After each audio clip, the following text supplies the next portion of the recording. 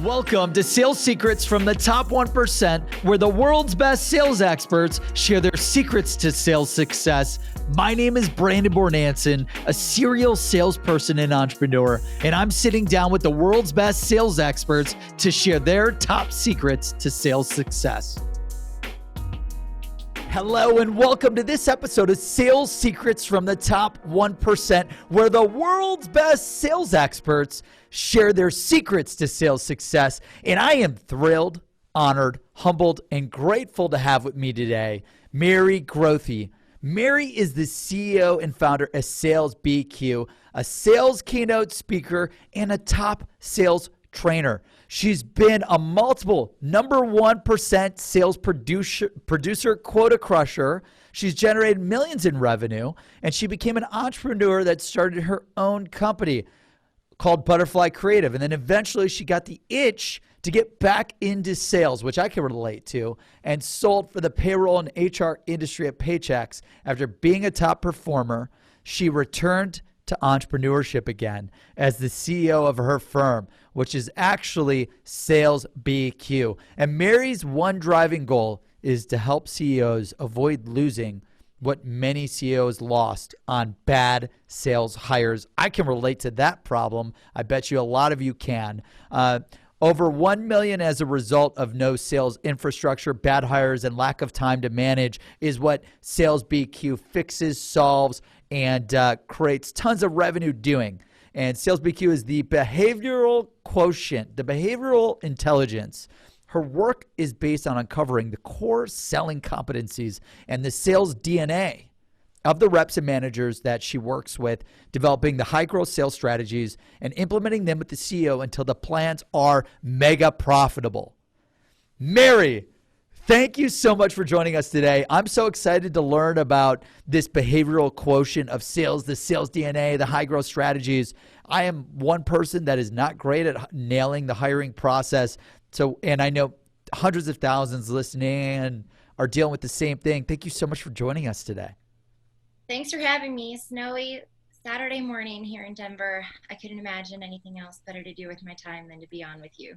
I completely agree. And the fact that it's snowing and we get to positively impact, a billion people here as part of this, show. And I appreciate it. It is the weekend. So Mary, thank you for joining me over the weekend. And what's amazing is you've had an incredible experience in sales and as a CEO as well, consulting salespeople and sales companies and sales teams and sales CEOs.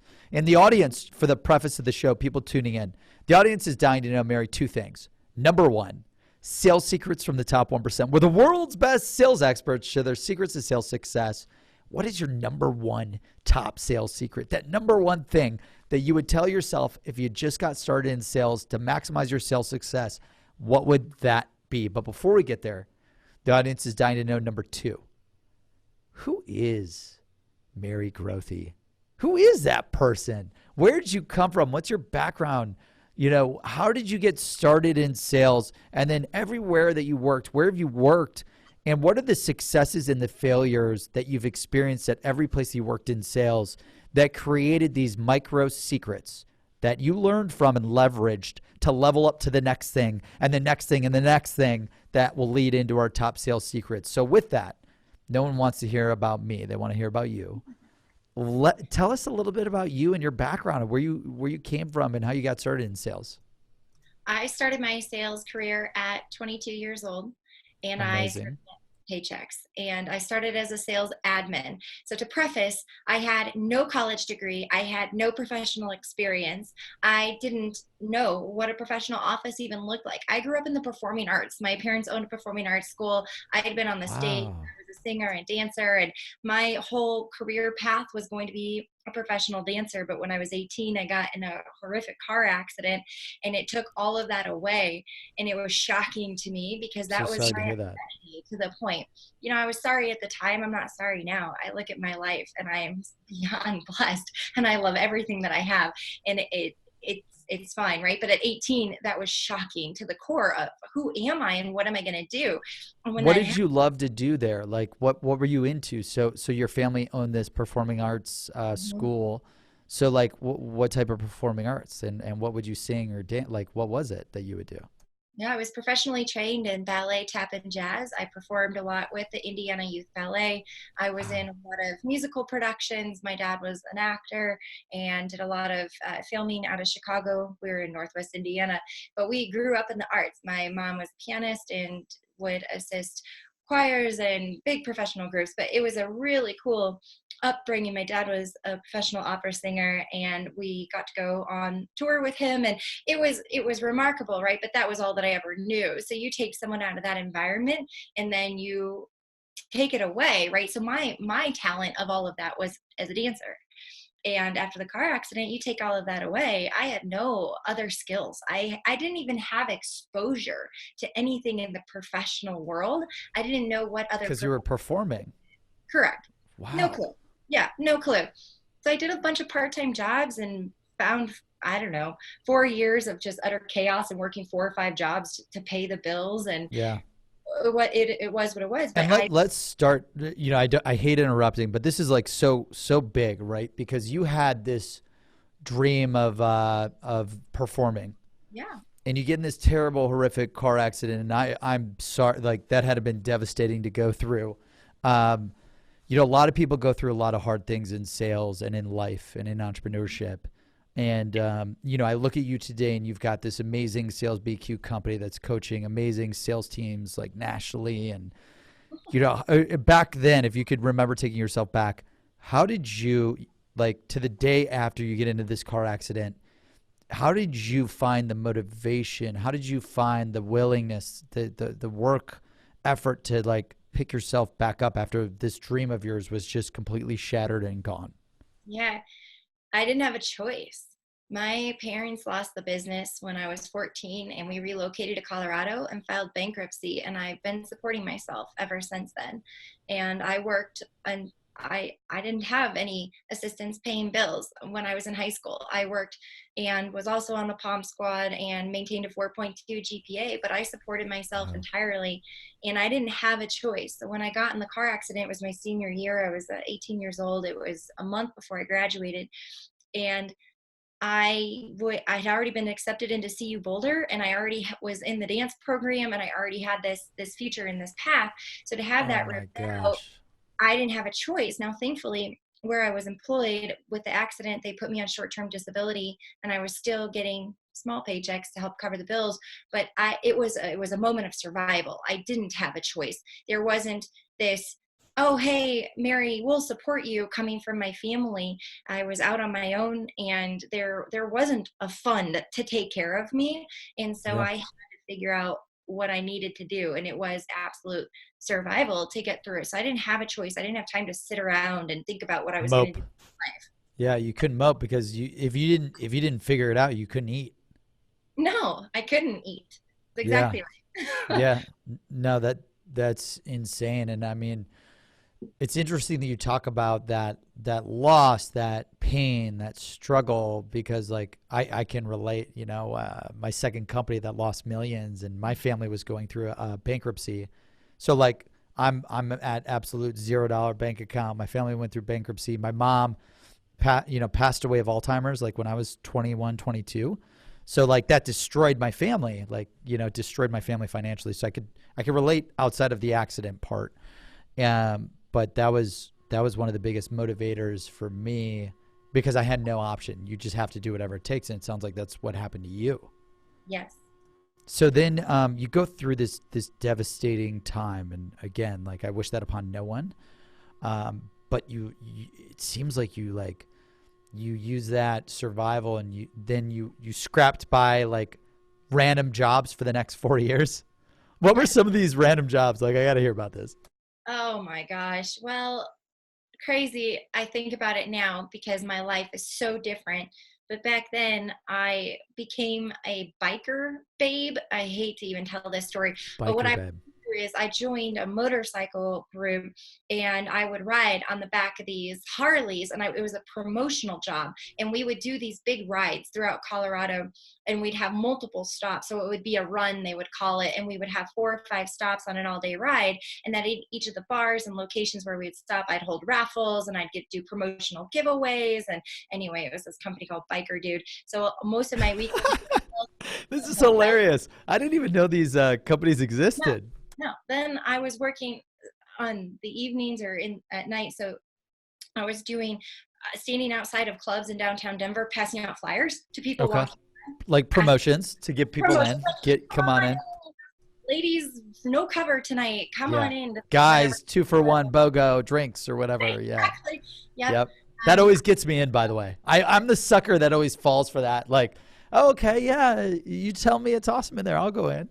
Yeah, totally. Plenty of waitressing jobs, restaurants, cool. Lots of cocktail waitressing in the evenings and working pool rooms.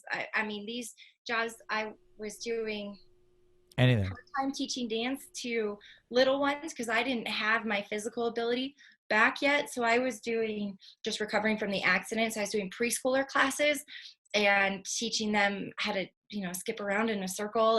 But the amount of jobs that I had, but I would start as early as I could in the morning. I was babysitting and nannying, and I would just work till 2, 3 o'clock in the morning, have 4 or 5 jobs at any given time. And I would take my paychecks, my money, a lot of it was cash tips types jobs, and I would just organize in stacks all of my money. And it was, this goes to the bills, this is going to go to savings, and this is going to whatever I need right now. It's above and beyond my regular needs. And I would sort and organize and super detailed because those aren't really high paying jobs, but I was trying to support myself and pay for the future.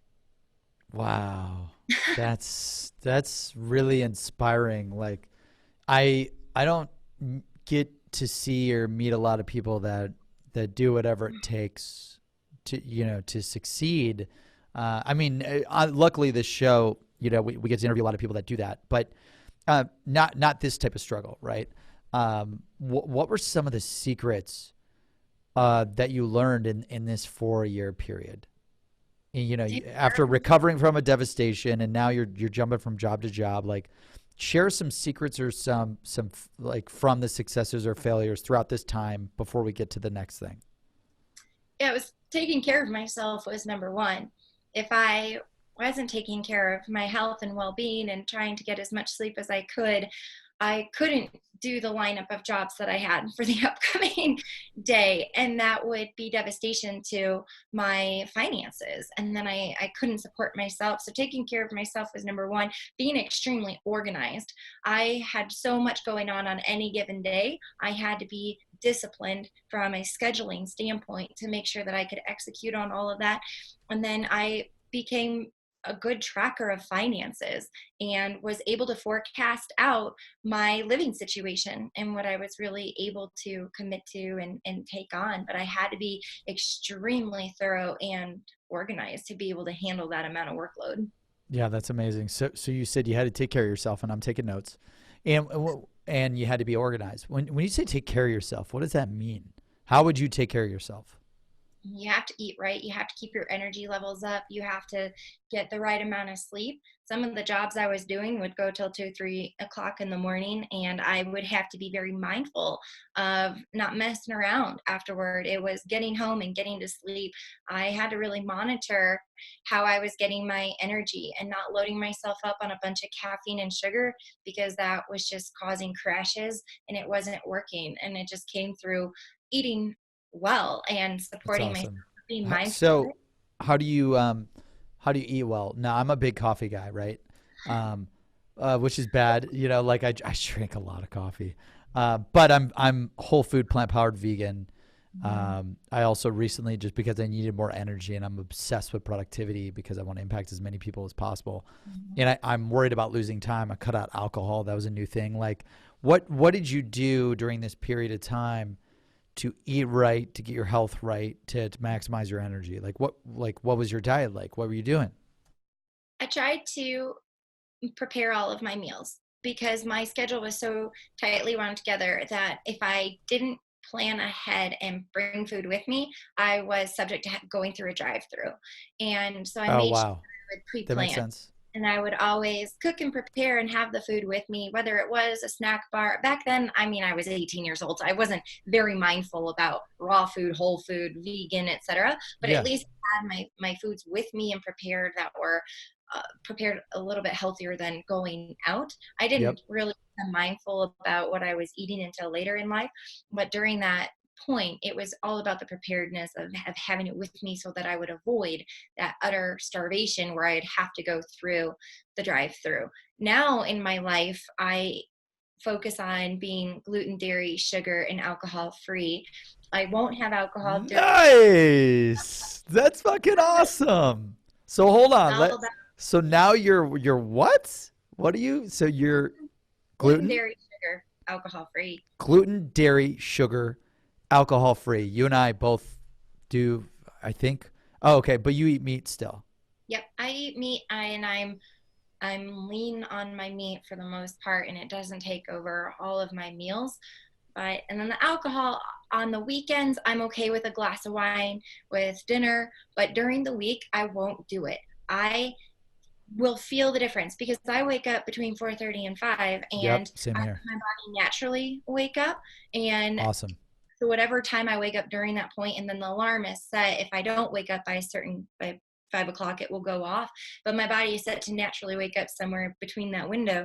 If I have a glass of wine, even one glass of wine the night before, I will not wake up during that time. It's unbelievable what that weeknight alcohol will do to your system and the energy levels. So I used to have that glass of wine or so at night, and Me then I would too. take Me 2 or too. 3 or 4 cups of coffee. But now you mentioned coffee. If I don't have that at night, I have my morning cup of coffee. Sometimes I only drink half of it. I naturally wake up so quickly, and then maybe later in the morning, if I feel like a hot drink, I'll have another cup. But I pour very small cups of coffee now, and then I don't need these huge cups and consistently filling up and running another pot or whatever it might be. But that's one way that I found to naturally increase the energy. That's amazing. Yeah, it's funny. I'm not an alcoholic. Like for me personally, I'm obsessed with productivity and maximizing my time. And anyone that's negative or anything that's negative or decreases my productivity and my mission to positively impact 1 billion people, I cut out from my life. And I had to cut out the alcohol, but people think I'm crazy. Like the societal norms of cutting that stuff out cutting out alcohol was harder than becoming vegan, becoming whole foods, not eating meat, dairy. Like I couldn't believe psychologically how hard that was. Was it hard for you to do that? Like, how did you create this habit of, cutting out, you say gluten, cutting out dairy, cutting out sugar, and cutting out alcohol? I knew I needed to cut out the noise to be uber focused when returning to my consulting firm. So that's when it started back in 2017. I know we'll get to my background here in a minute, but I had Yeah. just come off of my second round of selling for paychecks, and I knew that I wanted to return to my firm as a CEO, but I had done this before. And the first time that I had done it, I didn't have that central point of focus. I had so much clutter and noise in my life. And I wanted to get in a moment where I could get my health and body right so that I could free up my mental space to kill it, coming back and having that Love sole that. point of focus. And I made that decision. I made that decision in October of 2017 that if I was going to do this, I had to cut out the crap in my system that was causing that fatigue and the inflammation and the cravings to not do healthy activities. Yep. And I did. I cut it out overnight, and it was no issue at all. Yep. And allowed that freed up mental space and that new health and wellness that I was bringing into myself. I got focused, and I naturally was waking up very early in the morning ahead of any of my competition, right? I mean, that's what I felt I great love about. that. I love that you just dropped that. Like I was waking up way ahead of any of my competition because I was. I think about that too all the time. Even with my clients today, there are some. It, I'm not a scientist in this, so don't quote me on any statistics, but Yeah, I'll no, tell me neither. you the trends of the clients and companies that we serve. The CEOs that have higher performing companies are the ones that are on calls with me at 5:30 in the morning. We free up that mental space and we're at it before anyone else. My CEOs that we can't have a meeting before 9 o'clock, I look at their companies and I look at where they are. I mean, if you're really signing up to be in that emerging company level, that 1 to 10 million, maybe even 20 million, and you're at the helm and you're leading this, you have to, if you're going to do right by your company and your organization, you have to do right by yourself first, but create that mental space to be ahead of your competition. And that starts by starting before they start every Yep. single day. Yeah, it's funny because like I'm like one of your ideal customers. Like my company, Seamless.ai, the world's best sales leads. You know, we're trying to go to 9 figures, and we're in that sweet spot to get to 100 million. You know, we're nowhere near it, but like I made those changes for me personally. Like when you talk about how these CEOs have to assume responsibility, like I have a duty and obligation to my network. Number one, you know, 100,000 people rely on us to help them improve their life, right? I've got 30 employees, and we're going to take it to 100 this year. I've got investors that have invested millions of dollars. I've got, you know, tens of thousands of users that are on the platform. And for me, it was simple. It was like, dude, I've got a lot of people relying on me and our team, not just me. I'm supported by a whole team. And like, I am going to, what's it called? Where like you get satisfaction. Like I am going to not take in satisfaction to provide the things that I need to provide to help maximize the potential of my network and my company and employees and whatever. So if that means I got to cut out alcohol, if that means I got to work 7 days a week, if that means whatever, that's what I'm doing because that's what I'm here to do. And it's powerful. It sounds like that's exactly what you did. You're like, dude, I'm going to cut out all this bullshit. Anything that slows me down, I'm cutting out. Yeah. And it wasn't just, it's everything. It's the negative people that were in my life. It's Facebook. I don't have a Facebook account. Facebook's such a waste of time. Twitter doesn't Kills exist me. on my phone. I don't have it. I have it and I auto post to Twitter when I post to LinkedIn. Yep. LinkedIn is the only social media that I will spend time on. But I did. I took a real hard look. I don't watch TV. Oh, wow. See, I still watch a little bit, like a little bit, like, so keep going. Was it hard for you? Hold on real quick. Was it hard for you to, let's talk about the negative people before I go into, was it hard to cut out the social networks? Because this, I feel like, is another micro secret. Yeah. It's hard to detach yourself from negative people. I'm sorry, like your best friends, your groups of friends. Like I know I personally, literally when I was running companies that were making millions, I'd have my best fucking friends tell my fiance my fiance now and like my girlfriend at the time, like Brandon doesn't run a real company and blah, blah, blah, blah, blah. And he doesn't know what he's doing. Like these are like people that are like your best friends talking shit about you and putting this negative stuff into the universe. Like what was the experience that you went through with negative people and you just decided I'm cutting them out? Gosh, I couldn't handle it anymore. I started to here's where I noticed it. I promised myself that I would do an evaluation of my life and that I would monitor via daily log every time somebody or something brought me down. And interesting. Monitoring it. What? Like via a journal or via an Excel sheet or what? Just a notebook. Carry a notebook around with me. That's awesome. Yeah. And I'd write it down and I'd start looking at the trends and I'd make decisions. And what was the question that you asked? You said, I would log down anything that would bring me down. Bring me down, distract me, bring me down, dishearten me, frustrate me, cause distraction that wasn't profitable. Let's just call it that. Yeah. And I started to notice is I had, like you, a whole group of friends where they live their daily life as woe as me. It's crazy. They have these incredible, beautiful lives, yet everything is always wrong. Every comment, I looked at all the text message strings and they would open up strings like, gosh, you'll never believe what happened. And really, it wasn't a bad situation, but the way that they were telling the story in their head and interpreting it, and I was getting inundated. I would look at these strings of text messages from friends and people in my life. And I'm thinking, when I stop what I'm doing productivity wise and I look at this and then I respond to it, I just kept finding myself trying to pull them up. And by doing that, I was lessening the impact of their situation, trying to talk them through it. And I'm like, hold on a second. What is my title? Am I CEO of a company or am I a counselor right now? And as it turns out, I was half counselor to these people, and I care about them. It's not a matter of not caring about them and not genuinely loving and caring for them, but I have to make a decision. I am choosing to be a CEO of a high performing company and Right. serving thousands of people across the country. And that is what I've dedicated this chapter of my life to doing. And I can't successfully do that if I'm also having to solve everyone's problems. And therefore, I had to Impossible. make a decision. But again, it's not that I don't care about them. And it's not that they're not important to me, but their role in my life has changed. And I don't take on that world. So what happens is, I didn't text him and say we can't be friends anymore. I just slowed down the frequency in how I was responding. If it was a negative thing that was coming to my way, I just didn't respond to it. And I think over time, what my network and group of friends has realized is that Mary's not going to spend this time solving your problems anymore. So now when they come to me, it has evolved and they're sharing positive, exciting things. They're now asking questions about me and my life, and they're not self-consumed. We can engage in a great discussion, and then I get to set the tone. I'm asking them how they're, and I'm seeing that those conversations have up leveled, if you will, and we're having more positive conversations. But I cut it out. I stopped responding to it and feeding into that. Oh man, that could be literally the one secret. Like, this is a micro secret of Mary Grothe's experience, but this is a secret that like we totally relate on.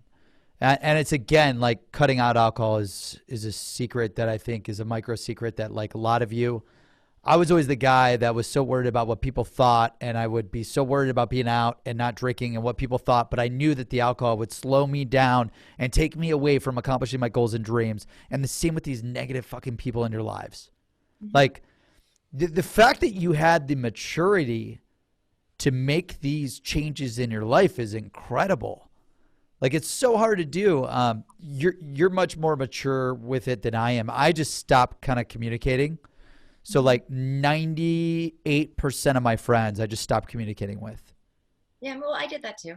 Yeah, like, and what's weird is because, like, a lot of my friends, they got what's it, like, jealous or whatever. Like I was never in competition with, like, us doing this interview.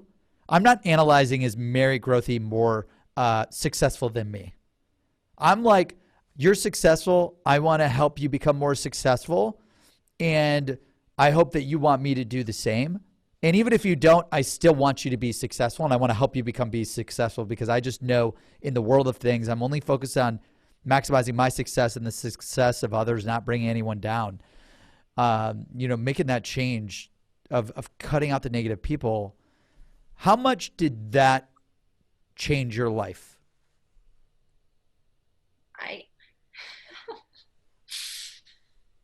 I can't even describe it. My life has never been more beautiful. Wow. I have no woe is me syndrome. No challenge is too big for me to take on, because a challenge is only as great as the story that you tell yourself in your head. It only has as much life as you give it. And I feel that when we live a life where we're conditioned to immediately meet challenges or roadblocks with this negative attitude of, oh man, what am I going to do? I can't believe this happened to me. This is ridiculous. Blah, blah, blah. If we greet the Right. challenge that way, we give it power. And I feel that if we're conditioned to live a life where we're exposed to that all the time, that's just our natural state. But when you cut that out, you rise, because you naturally, as a human being, don't have all that negativity. So these challenges, when they come about, for me, I have all the faith in the world that my life is predestined, predetermined, and I'm here walking a path that was created for me. And as much noise as I can cut out, I get to walk that path, and it gets to bear fruit, because the thoughts, words, and actions are all seeds of mine that I'm planting. And if I don't have this negativity drowning me, it affects everything in my life positively. Now, every thought I have is a seed, every word I have is a seed, every action that I have is a seed, and that's what's being planted into the ground. And the fruit that I get to bear from the harvest is remarkable. And I will only, as I recruit for my team, we've got 10 team members now, I'm very, very strict on who And can. congrats, by the way. That's huge. That's badass. It's phenomenal. It's amazing. The one thing I'll hire for over a Anything. previous title or experience or accolade is the fact that this person shows up to life the same way that I do, because that grit, perseverance, and positive attitude It's will breed critical. exceptional results. I I can lo- train on the other stuff as long as they have the IQ and they can conceptualize and understand what we do, and we test for that as well. But I don't care about your previous compensation. I don't care about your previous title. Show me that you can show up and do whatever it takes ethically to succeed and represent this brand and serve the people in our sales community. And then you get to be a part of this team. But the moment that you lose sight of that, it's my responsibility as a leader You to got to bring it back. go. Yeah. Well, bring them back first, right? Coach them up or coach them out. Yep. And we're human beings, so things will get us down, but we coach them up and we bring them back into that heart and that mission of what we're doing. And if there is a misalignment and we can't move forward, then we'll agree to separate. But you got to be on the sales BQ boat, or you have to be completely aligned, or you can't be here. But yes, I how love has it that. changed my life? 100%. So this is a secret that has improved your life at least 100%, if not more. Removing negative people. 100%. Absolutely. Yeah. 100% or more. Yes. And by the way, like I agree. Like I'm just stating it just for the audience, so like you guys understand, this one thing, and we haven't even gotten into the things of the things throughout Mary's career, but cutting out the negative people is so important, because like it gets it, like you said, I think you said earlier, it gets into your headspace. Yeah. It messes, like, eventually there are things that are either going to move you forward or move you backward, it sounds like. And like if you keep letting these things move you backwards from your goals, they indirectly, like someone complaining about the weather, like someone complaining about this, about that, all the negativity, like eventually you're in the fast lane and it starts slowing you down. And it sounds like for you, you don't let anything on the road in the fast lane. You're on the highway, Ferrari. What color? What color is the Ferrari? Mine? Yeah. Pink. Pink. Oh my gosh. You're in a pink Ferrari.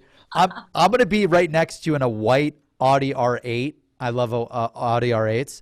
So you'll be in the pink Ferrari. I'll look ridiculous driving next to you, and we'll be in the fast lane, not letting any of that negativity hold us back. Right. That's incredible. So did you do that cold turkey like you did the other things cold turkey? I did. Did you do it at the same time? I I would say step one started with the negativity, but the healthy aspect and cutting out the gluten, dairy, sugar, alcohol, I think that was step one. When I created a lot of room for me to start becoming that higher productive person, more productive person, is when I started to acknowledge the other things that were bringing me down. So it was a phase two. I think I had to create the awareness first. I had to cut out the self noise that I was doing to myself, which was around the health, the sleep, and the alcohol, and the food. And once that was out, I had the awareness to look around me and see what else was bringing me down. So that was definitely a phase two. Wow. Yeah, that's incredible. And congratulations for having the obedience, the tenacity, the grit to want to do those things to improve your own life and use this as a lesson. I mean, Mary, do you think that people like you, like me, who are out there that are scared or lacking in confidence to do these things that they want to do, like what would be your advice for them? Like if going back to before you did these things, when you were like, you knew you wanted to, but you were scared about what people thought. You were scared about how it would impact your relationships, your partnerships, your girlfriends, husbands, boyfriends, wives, whatever it is. Like what would you tell yourself if you had to go back before you did it? My need for approval was really bad in my early 20s. And part of the story that I don't often tell is my childhood and upbringing. I had an alcoholic mother, and I fought for her love for a very long time, and nothing Wow. I ever did was right. And the rules changed every day, and what was acceptable and okay in my household, it was constant verbal abuse and beating down. And all I ever fought for was that love, appreciation, and recognition. Now, this is not a woe is me story. I know that because of that, I turned in to this dynamite person that I am today. And I've broken that cycle. And so with my own family and with my son, who's 2.5, I tell him all the time how much I love and appreciate him. So because of that, I can be the most incredible mom and wife. There's no woe is me in my story. But what that translated to in my early 20s and I took on this professional career at Paychex at 22 is I was clamoring for people to love and appreciate me. And I did whatever it took for them to like me. And I didn't know how to differentiate being a dynamite professional with seeking approval from others. And because that identity was stolen as that professional dancer in the performing arts and that was taken away from me, I searched for many years for my new identity. And I took that on at 22 years old, working for Paychex as a sales admin for the first 2 years. Part of the perseverance that I had to learn the job inside and out was because I wanted people to be proud of me. And the good news is I came on to a very successful, high performing team. And I had the world's most remarkable sales manager who took me in and groomed me to be everything that I am today. And he was the true definition of a mentor. And so thankfully, I had somebody whose definition for me for that need for approval, the way that he was proud of me was by production. And I was so starving for that recognition and need for approval, it was very easy for me to channel that. And I do believe that that's what allowed me to become the number one rep at Paychex. I did that within my first 30 days of selling. And it was this constant feed to get the pat on the back. Over time, I grew up and I realized that people thinking great of me was not where my identity was, that I had to be okay with who I was as a person. And I had to not dress for other people. I had to not buy things for other people. I had to not pick up the bar tab for all of my friends to impress them and to win friends. I didn't need to do all these things for other people, that I truly had to find who I was as a person. And that takes time.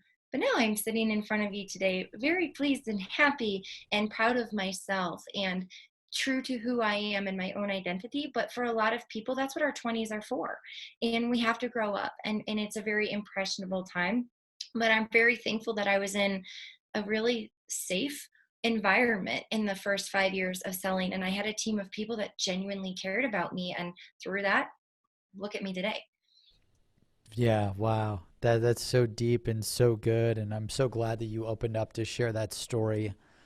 Absolutely incredible that you used all of those experiences as motivation, inspiration to push you and to continuously learn and to be hungry. And yeah, it's interesting that you mentioned like the acceptance from your mother. I had a similar thing where my mother came from an abusive family.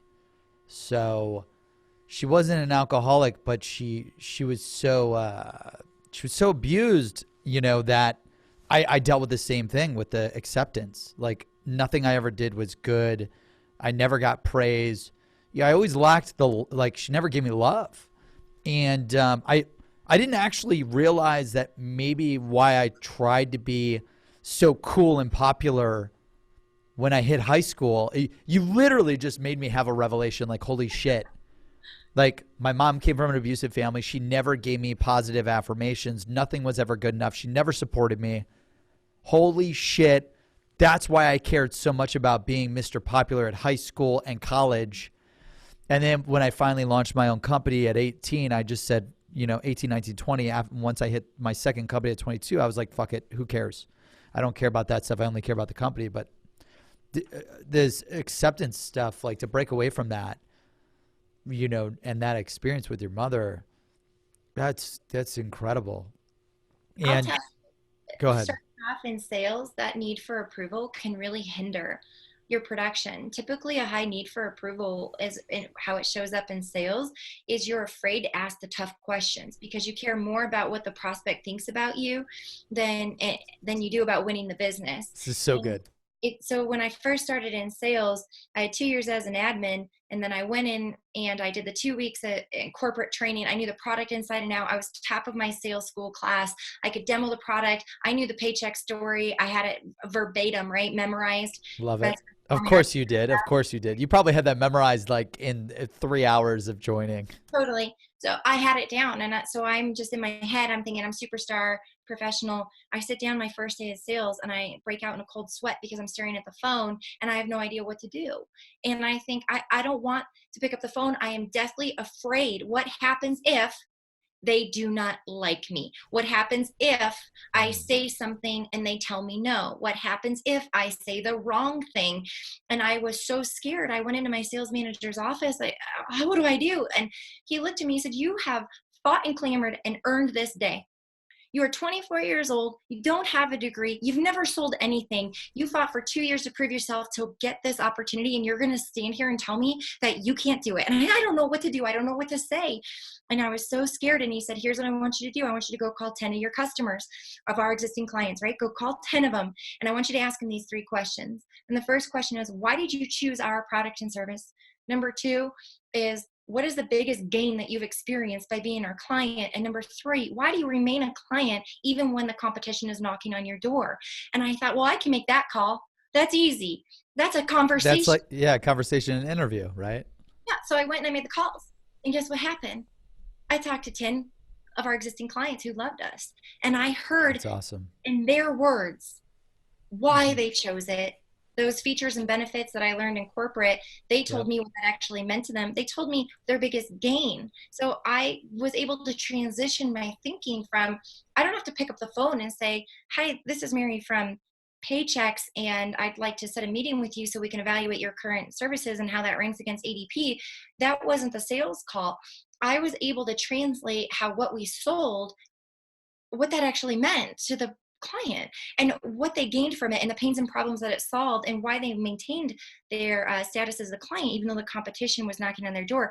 And when that moment happened for me, that need for approval, it became easier because I thought I can have this conversation. And that's how I entered into my sales career. I hit the phones that afternoon and I never looked back. I realized that sales is not some tactic or technique, a performance. It's not showing up and being like, aha, I gave the best performance, so I win. I'm smarter than the prospect. Look at how I pivoted and handled that objection. Sure, there are techniques and sales effectiveness that can help us be phenomenal salespeople, but I realized that it was just a conversation.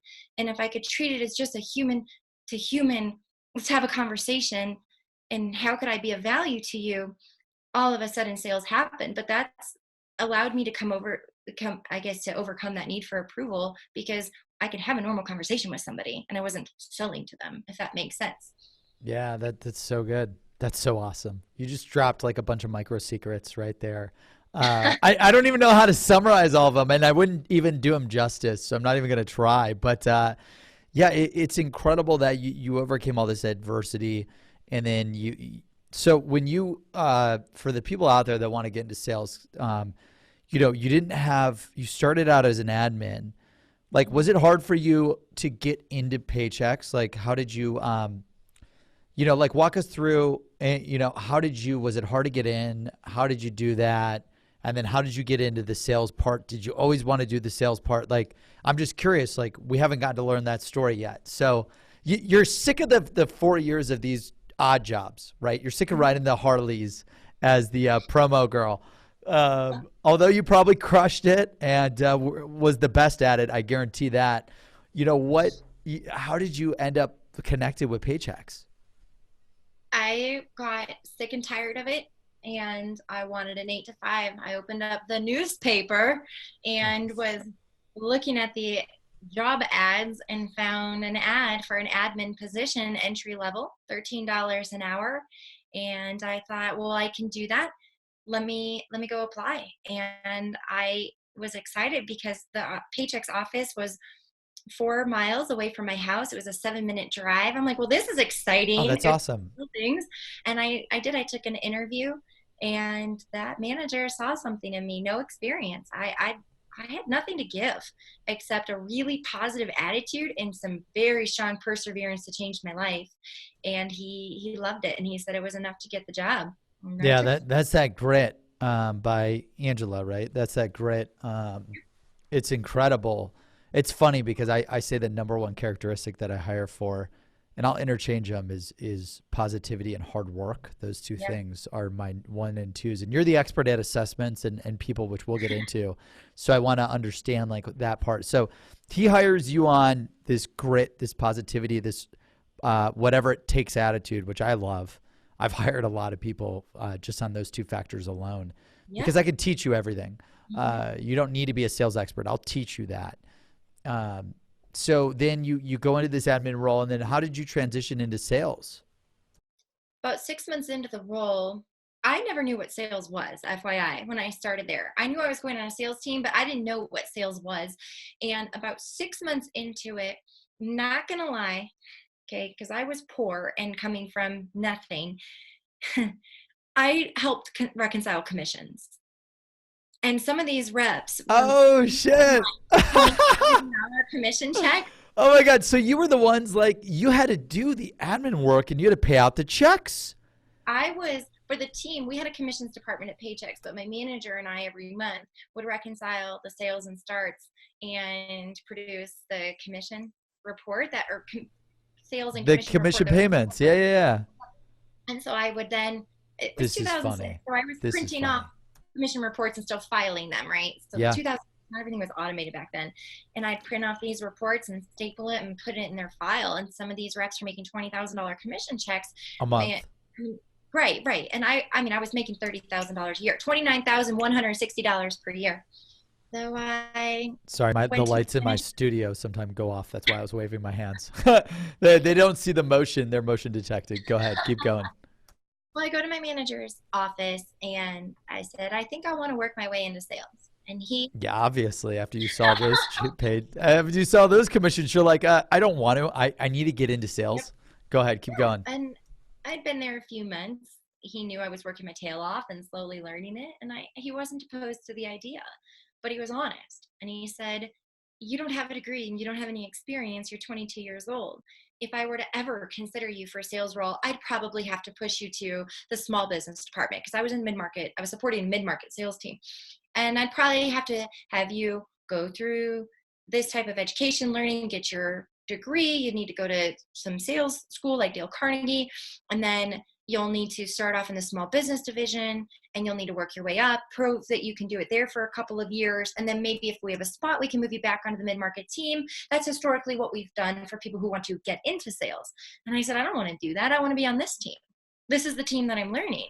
He said, well, then you have to figure out how you're going to do that because historically as a company, we have never put a sales admin with no experience and no degree onto a mid-market sales team at your age. It's not going to happen.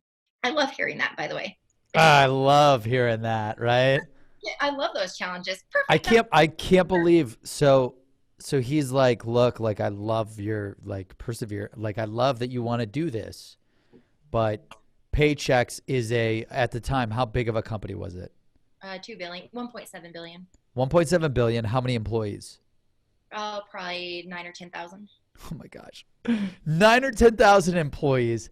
Never once have they had a sales admin go on the mid-market team. You provided like a 12-step checklist on like he's like, okay, well if you want to get into sales here, you would have to do the Dale Carnegie thing. Then you'd have to go and SMB training. Then you'd have to do that and perform for 3 years. And then you'd have to do this. And then boom, then you could be on my team. And I may not even be here.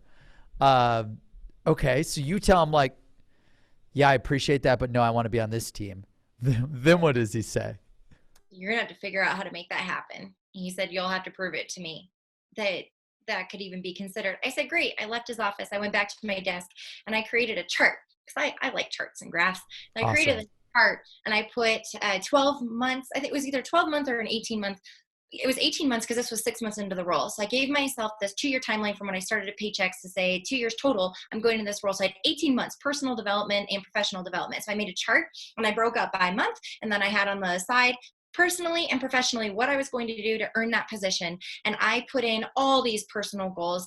Paychex had tuition reimbursement programs. So I immediately signed up for school. I Awesome. signed Congrats. up to Phoenix to get my bachelor's degree. It's And what I awesome. decided to do was I was behind the mark. I couldn't get a bachelor's degree in 18 months.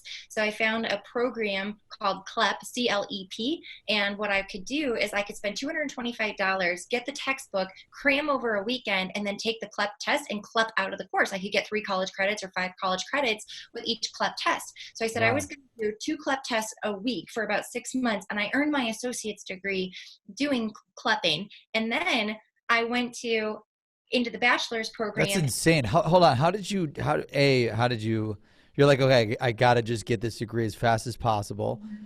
Well, when you're cramming a 3-month, 90-day course in, you said a week, a weekend. So like 2 to 3 days. Mm-hmm. Yeah. So I went to the library. How the hell do you cram 90 days worth of learning in 2.5 days? That's another micro secret. Like, how do you do that? Get it done. I wanted a role in that team. For me, it's only impossible if you're going to sit there and convince yourself that it is. Yeah. I'm up for any challenge. I looked at it and I said, this is what I want. I backed into the number. Any great sales professional can back into the number. If I want to achieve this by this date, here's what I have to do. And I don't know if that's attainable or not until I try. So I tried and I did it. And I did a course every single weekend and I got an associate's degree equivalent in college credit super fast. But hold on. So anyway, so I built this personal and professional development chart. I set all these goals professionally. So I said I was going to start going out in the field with the sales reps. That's insane too, by the way. Paperwork. I was going to do their telemarketing. I was going to learn every aspect of the role. I put out this very, very aggressive chart. On the personal side, I talked about getting this degree, reading all these sales books. I talked about just doing things to better my own life. And I wrote it all out and I brought it back in maybe an hour later to my manager. And I said, okay, here's how I'm going to get a spot in the mid-market sales team. And I kid you not, he looks at this and he spends a couple of minutes and he reads through it and he looks at me and he sets it down and he said, if you do half the things on this chart, I will put you on this team. Challenge accepted. And I went out and I did it all. Now, I didn't finish my bachelor's. Hold on, that's a micro secret. That's a micro secret too that we got to talk about. So first off, I still cannot believe. I kind of froze for a second because my mind was analyzing like, how the hell do you slam an associate's degree or a bachelor's degree, study it and cram it in a weekend and get that shit done? I'm like trying to I was analyzing like, did she speed read through that book? Like, did you have to figure out you got to get a certain grade and then you got the minimum viable to get through at? Like, is that what you did? You kind of use like, okay, like, well, what do I need to do to pass the gap test? What's the minimum required to hit that number? And then I go really fast and I just crank one out per weekend. Is that what you did? Yeah, my manager gave me, the story gave me. That shit's like mind blowing to me. That's insane. And he said that when he passed his CPA license, that he got whatever score and it was higher than the minimal needed to pass. And he said, darn it, I overstudied. He said, do me a favor, don't overstudy. Study enough to get these done. He said, these are the things in life that aren't going to have the biggest impact on propelling you. I'd rather you would overstudy and overlearn in other areas that have a direct impact on your day-to-day. He said, this is just a milestone marker. Do enough to get it done so it's done. It's not going to have, look at that cost and the return. And so that was his advice. Don't overstudy, do enough. So how did I do it? I had a textbook and I had flashcards. So on each chapter, I would highlight the key words. And then from a memorization standpoint, I would take what I thought was a definition, a key term, a key concept, and then I would rewrite it. So I would take it, write it verbatim out of the textbook into a notebook. That's how I studied too. When you write something out is when you memorize it. And then I would have my flashcards or my notebook. And then what I would do is go through the whole textbook and then I would put the textbook aside and go through my notes and I would rewrite my notes a second time because then I was rememorizing, writing them again, not just reading them and quizzing myself, but rewriting them a second time. And then the morning of the exam, I would go through clear mind and I would study it verbatim and I would just quiz myself, try to complete the sentence. I would try to read the sentence and then hide my notes and verbatim say it. I would also come up with patterns and trends. So if there were acronyms or patterns I was trying to study and memorize, I would put them in an acronym or something that made it easy for me to memorize. And then the morning of the test, I would go into the testing room and they give you a blank sheet of paper. And before I would take the test, I would sit there and I would write out all the key terms and definitions and all of my acronyms on the blank piece of paper. Then I would start the exam. And I would go through the questions and be able to reference that. But that was my hack on testing. And I didn't have to retake one test. Oh my gosh. That's amazing. We could turn this transcript into that's insane, man. I love that this person, Mary Grothe out of Colorado, who's been through all this struggle and pain, like you just like hacked. That piece of advice is insane, by the way, that your CPA guy, that your boss gave you. That's ingenious. Like, I got to do more of that. I think a lot of us got to do more of that, where like If it's fundamentally important but not life changing, the return on investment of sitting there and reading every word is a waste of time. Yeah. Or like in anything you do, if you need to know it, it sounds like you just flew through that, and then you created that calendar. So you mastered that shit, and that's like a huge accomplishment in and of itself. So we're past the school. You wanted to fly by that, and I'm like, dude, hold on a second. Like, I'm not gonna let you like not share how you did that, because that's what people write books about. When you were talking about that, it reminded me of Catch Me If You Can. Remember Yeah. Leonardo DiCaprio? He took like the LSAT or the doctor thing. I think it was both, and he passed it by doing like the stuff that you did, the hacks, no college degree, insane. He's like, I just studied for it in a weekend and I passed. And I'm like, what? That's exactly what you did. You're smarter than the Catch Me If You Can person, smarter than Leo. So you bring the chart over, and the chart to your boss at the time. That's another micro hack, micro secret. You took the action, and he's like, put together a plan. I have no idea how the hell you're going to do it. You literally went back, put together a badass plan, took action, and brought it to him and said, hey, let me know if we're missing anything. Is that what you did? Yeah. So many people that I work with, so many people out there in the world, when someone tells them that stuff that they need to do, they just don't do anything, and it drives me nuts. Mm-hmm. How did you know, like he told you, like, go, yeah, whatever, it never happened before. Good luck. Kind of like, good luck there, Mary Grothe. How did you, okay, well, they told you it's never been done, probably not going to happen, and you're like, oh, that's my motivation. I'm going to go do this. Like, what's your advice for people that are in those situations? Like, because 99% of people don't take action. Why did you decide to take action, put together that plan, and present it to them? Why did you do that? Because I can, and because I wanted it. And at that point in my life, I wasn't a stranger to doing whatever it took to get what I wanted. I had proven to myself time and time and time again, against all odds, I was capable. And I wasn't afraid of hearing that I couldn't do it. It didn't bring me down. It didn't cause that fear. It didn't settle into my mind, maybe I'm not good enough. I felt like, no, I can do this. And I had that self-belief that it was going to get done. I think that's just naturally part of who I am. And I do feel, going back to my childhood, I feel that as part of survival in that type of environment, that's how I was conditioned. It's part of my DNA and who I am today and who I was back then. But no, it did not. I was not a stranger to hearing that things couldn't be done, and I am okay with that. That's only relevant if you choose to believe it. Wow. Yeah. No, that's great advice. That's great advice for us all. It just made me realize, like, too, while we're talking, how was your father? My mother was never accepted me, but my father was the exact opposite. He pushed me, told me that I could do whatever it takes, anything, if I put my mind to it and I work my ass off. And that's how he was in computer software sales. What did your father play a role? I don't know if your parents were married, divorced, whatever. What type of role did he play in your life? He was a much softer soul and was easier to get along with. He was very supportive. I would say that he was the polar opposite of my mom, but my mom ran the household. So just as we were submitting to her and her ways, my father did as well.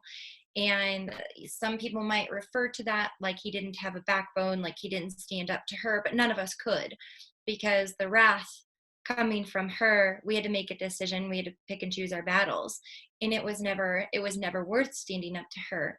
So my father and I had a relationship behind the scenes where you'd have the conversations you were allowed to have one-on-one, but you could never have those conversations in front of her because she was the queen bee and everyone had to succumb to her rules. And so if she saw anyone having a relationship with our dad, we weren't allowed to because she wanted to rule the house. So it had to be very private. Wow. You could Yeah. never really publicly have that father-daughter connection. So it was Yep. a very interesting dynamic, and I would always feel that softness, but because it was only allowed in certain conversations, he never stood up for me, and he never protected me when I needed it the most. And so therefore I never really had an appreciation for him, because I feel like he really let us down. Yep. Now, you looking back, again, there's no woe is me, there's no ill will. People cannot give what they don't have, and they're products of their own raising and their own environments, just Yep. like your mother is. And there's so much grace and forgiveness in my heart now. I didn't know how to see that back then, but now as I'm older, and I'm also a mother and a wife, I relate it to this. If you imagine that every human being has a box of crayons in their head and in their being of who they are. Mm-hmm. If I'm expecting you to use your purple crayon with me, and I'm getting angry with you or frustrated, or I hold it against you and there's ill will, use your purple crayon, use your purple crayon. But you don't have a purple crayon. How are you supposed to use it? You can't use it.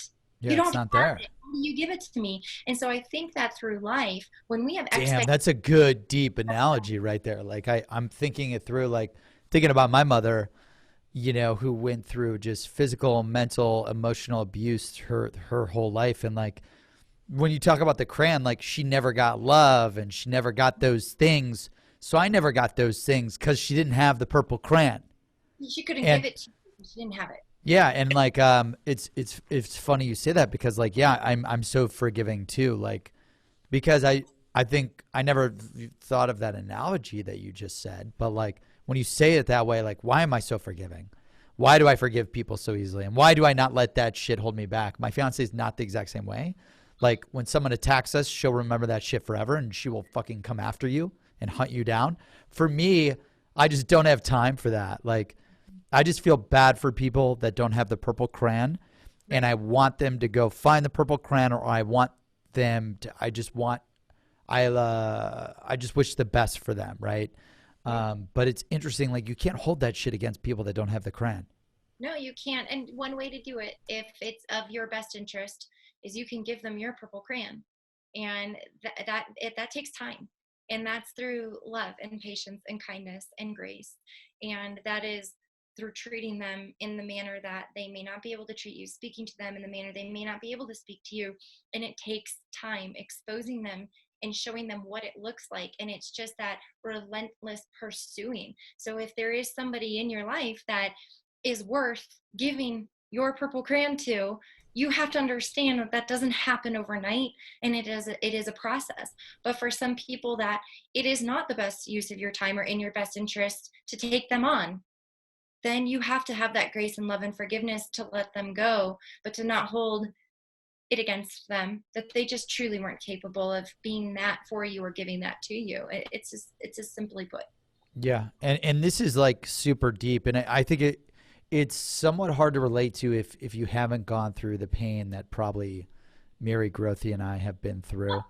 So hopefully for the audience that's listening to this, like why you should give a damn about what we're saying is fucking treat people better. Okay. The whole point of this is like, guys, like I've been an asshole, and then I've also been humble. I've been grateful, and I've also been greedy. I could have been an asshole to Mary Grothe, but how could you be an asshole to this wonderful person who's struggled and been through so much pain to then succeed and be successful to help other people?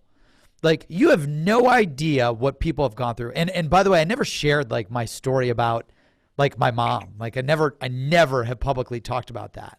Talked about how she passed away with Alzheimer's, but I never talked about this topic before ever.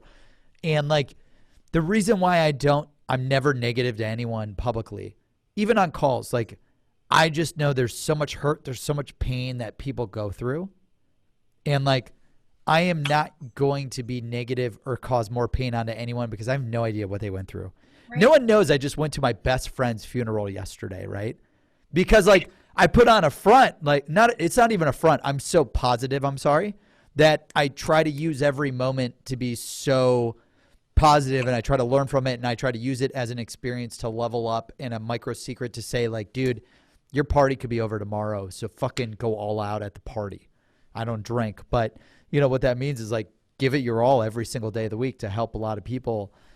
And to me, like this story, you know, this secret is just like in my mind, one of the things, my takeaways, and for the people that don't have a tough experience like this is like, be nice to people, appreciate people. You have no clue what they have been through. So like if they're having a bad day, try to make their day better or positively impact them in some way. So anyways, that's incredible that you went through that. Paychecks. Let's get back to the sales side of things. So you convince them. He says, do half the plan and you're done. You're in. So what happens next? I did it. I persevered. I showed up every day. I know he said do half and you're in. I wanted to do all of it. Yeah, of course you did. Come on. This is the woman that like finished college in a weekend. Of course you did. Come on, man. He was such a great support to me, and he respected me so highly and treated me so well. But he supported me all along the way, and the motivation was greeting me every day when I showed up to work. He really helped get the team around it as well. Some people were against the idea of helping our sales admin who's young and doesn't know a lot of things, helping promote her into this role. But over time, people got on the bandwagon and really helped support me. Now, I went through all of those activities and I started taking on a lot of the reps' responsibility. Additionally, the company at the time, Paychex, was doing a CRM migration between Act and Salesforce, and I rose my hand on that committee. So from a sales infrastructure standpoint, I was exposed to a very, very large-scale enterprise migration and how to customize and build out a CRM. And that experience was invaluable. We still use it today at Sales BQ. I think because of my ability to serve on that committee and see which CRM do you use at Sales BQ? Well, we use Salesforce, Yep. company, but we went at Paychex from Act to Salesforce, Yep. and migration was key. But Critical. We use Salesforce as well. Oh, good. Yeah, we will work with what our clients have to an extent. As soon as I feel like we're not able to do what we need to do to get the right metrics out of their system, then we'll make that recommendation to go over to Salesforce. But we use the saying, opinions are valuable, but data is priceless. And there are two words. I hate opinions. I love that. I love that quote. Hold on. Can you, I'm taking notes. What was that quote? What was the quote again? Yeah. Opinions are valuable, but data is priceless.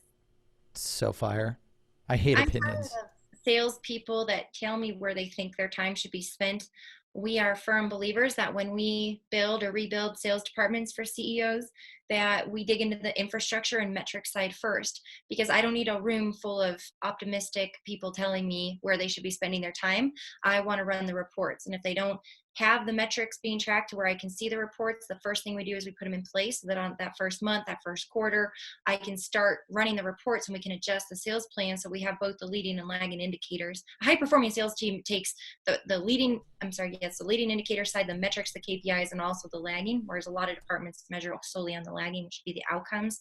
But we're sticklers for that. But I learned that during this 2-year pivotal point or this 18-month plan through this migration, which was key to be on that. But overall, I just raised my hand for everything and jumped into everything, and also took that Dale Carnegie class. I took the How to Sell Like a Pro and also their cold calling class, which I love. Nice. And then I listened to Brian Tracy's Psychology of Selling on the 11 cassette tape set, because my Dodge Durango that I was driving back then had a cassette player.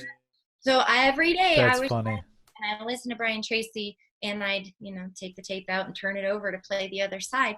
It was the best foundational sales training that I could have ever had. Brian Tracy's words still ring in my ears when I'm selling, when I'm coaching to sell. His foundational basics, those must be from the 80s or 90s. Yep.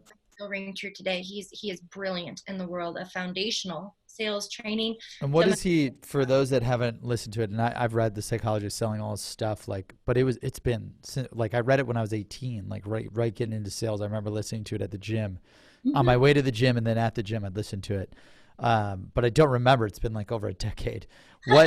What does he cover in that course, or that the books? I feel like he was the innovator, talking about how sales really is just a conversation, and that you can, even though you as a sales professional have to drive a sales process, there's a finesse to aligning your selling journey to the buyer's buying journey.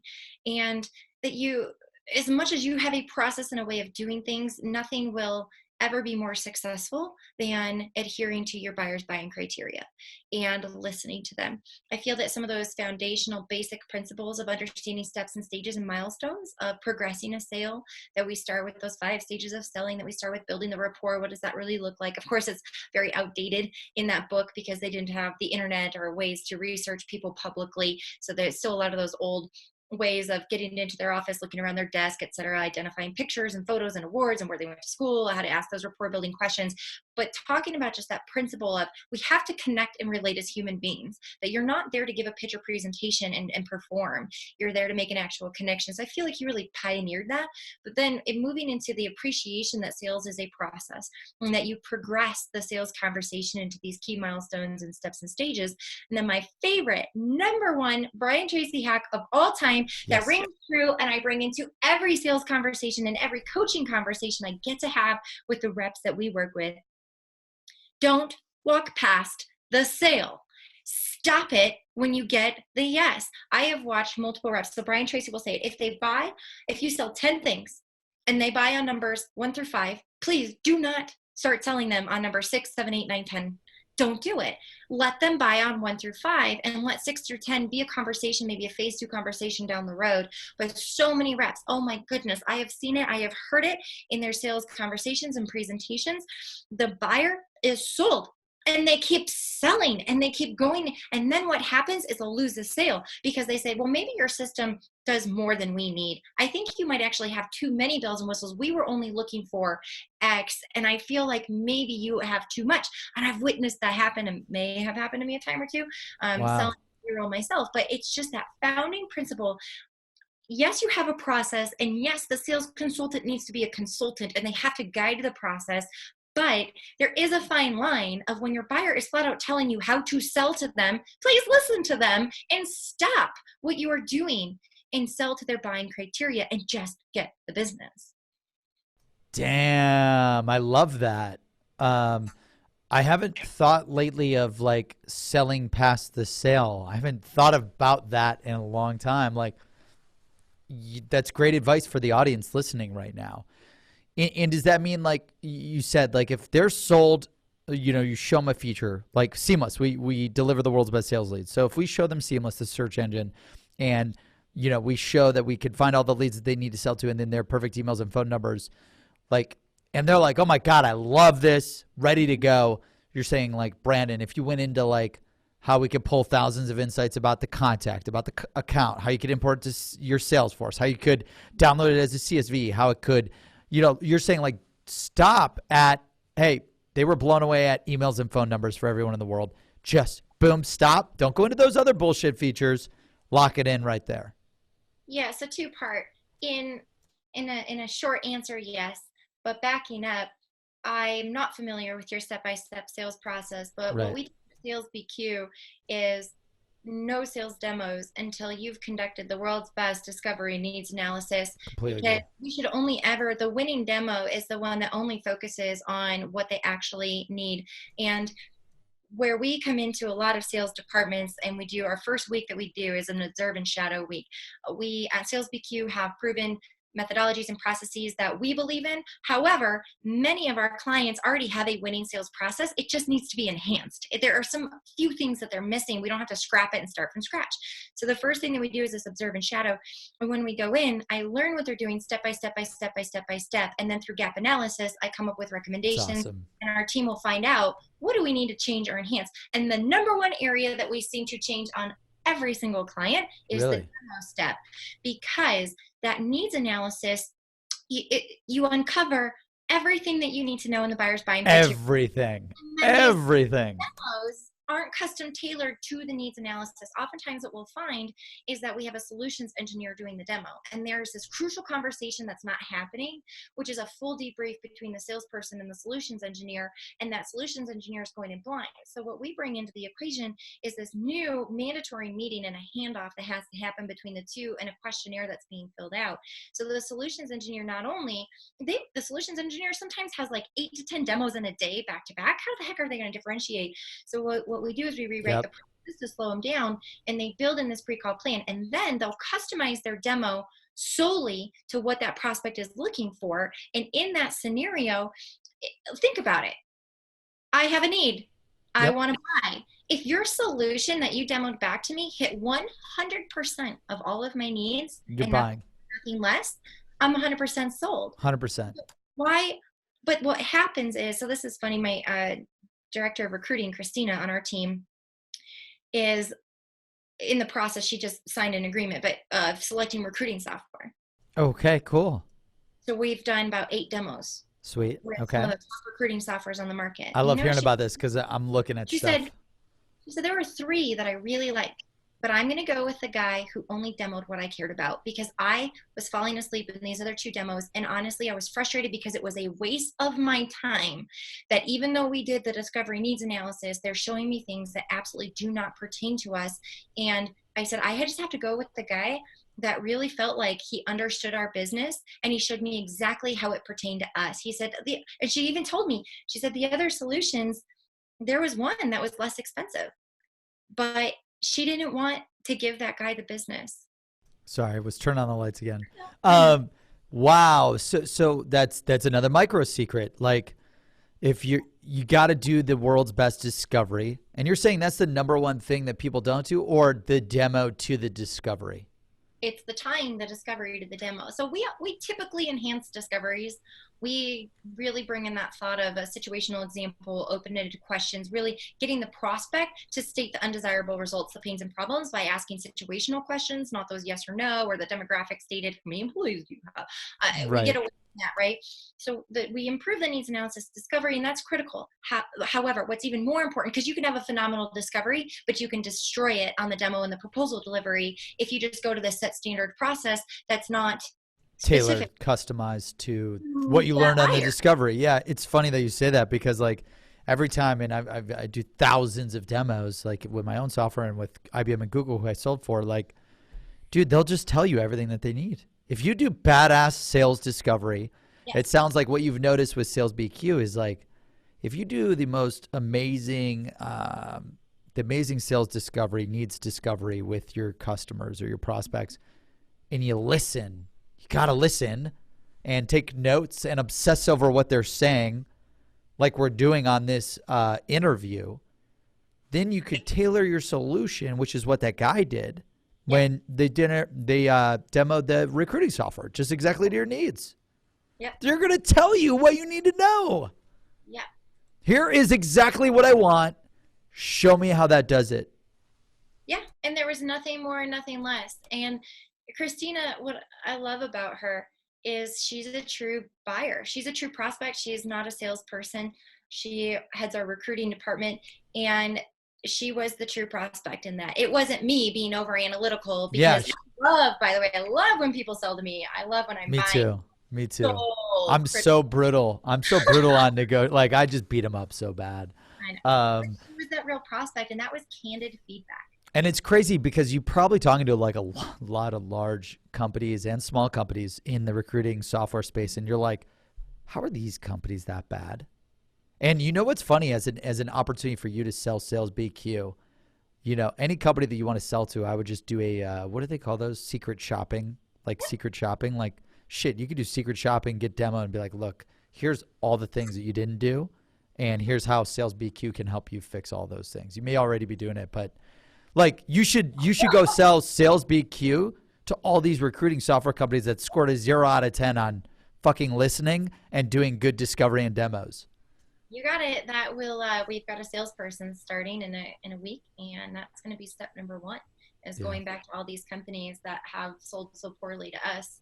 I'm sure that your sales leadership or executive team would love to hear specific feedback of what wasn't working, and getting that full analysis so that they can make an educated decision on where they could see profitable revenue growth as a result of working with us. Yeah, that's incredible. And I mean, hearing it from you, like maybe even a little video or something talking about how the company just did a whole evaluation on the market. Like, because if you told me, hey, Brandon, we surveyed the world's best sales leads platforms and we chose you, or we didn't choose you, and we looked at 10 other platforms. Here's everything that we loved and here's everything that we hated about every single person in the space. Oh, yeah. Dude, I'm taking that meeting.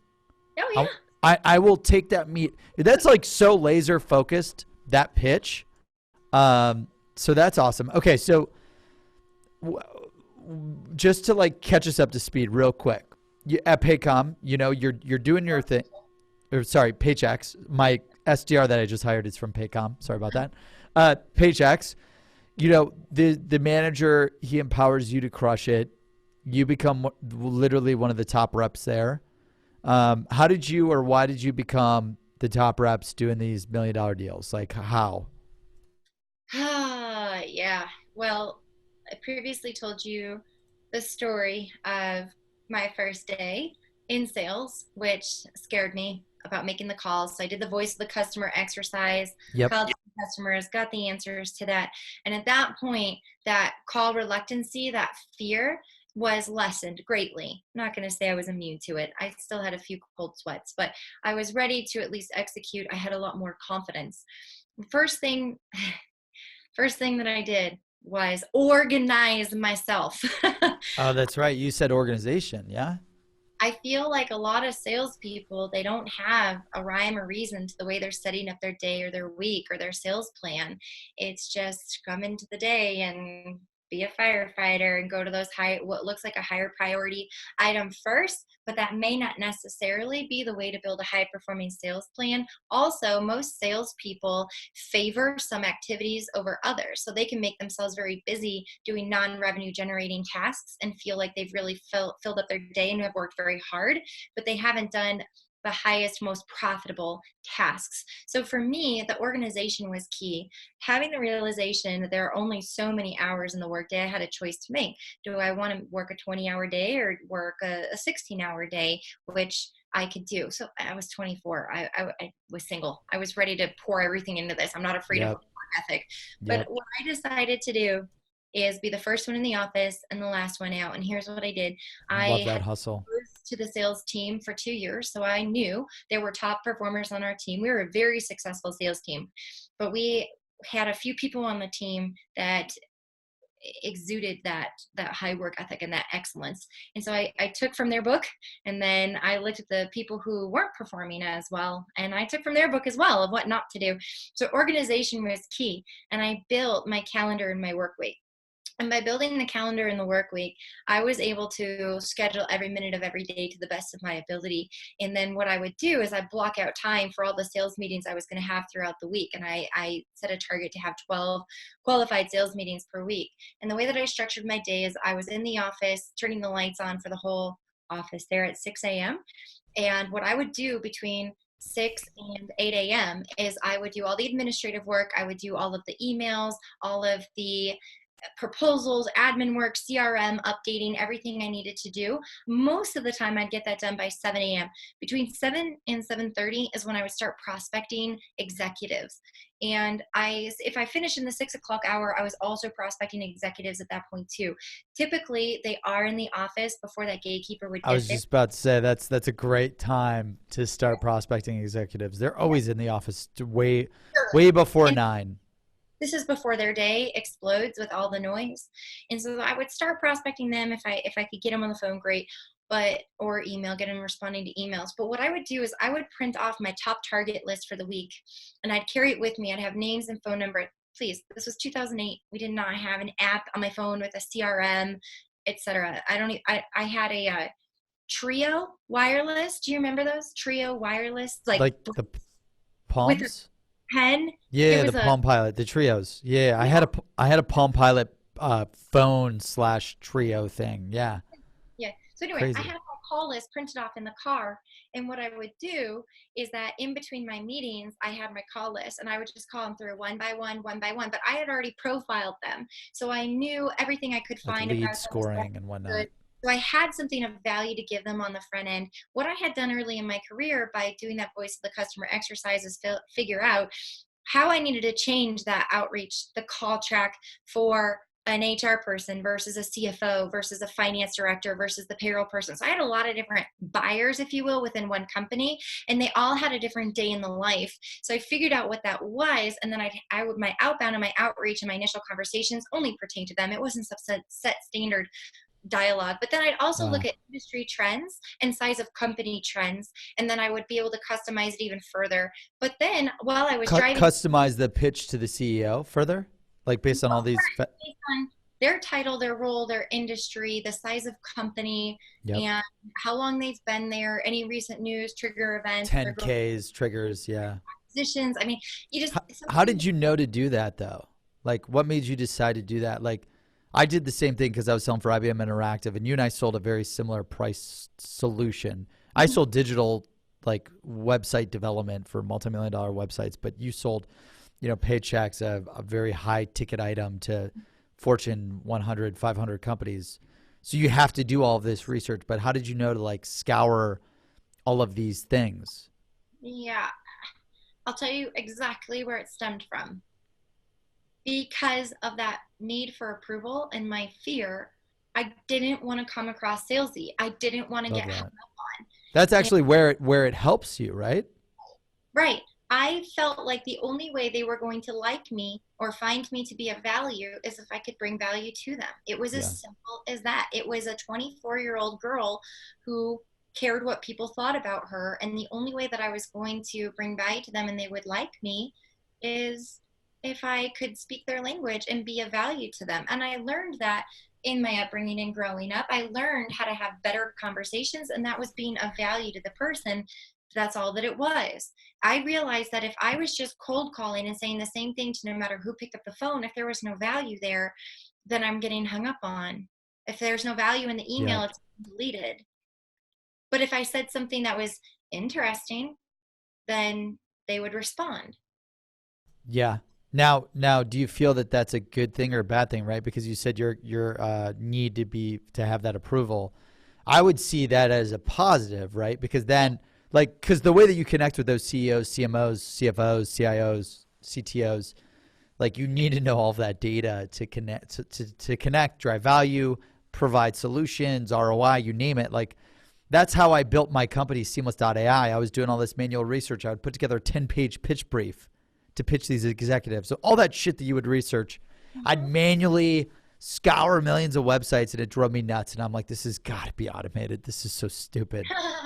And then it led like 5 years later to building Seamless. Like, so I feel like that was a great example of the need for approval, but going well for you.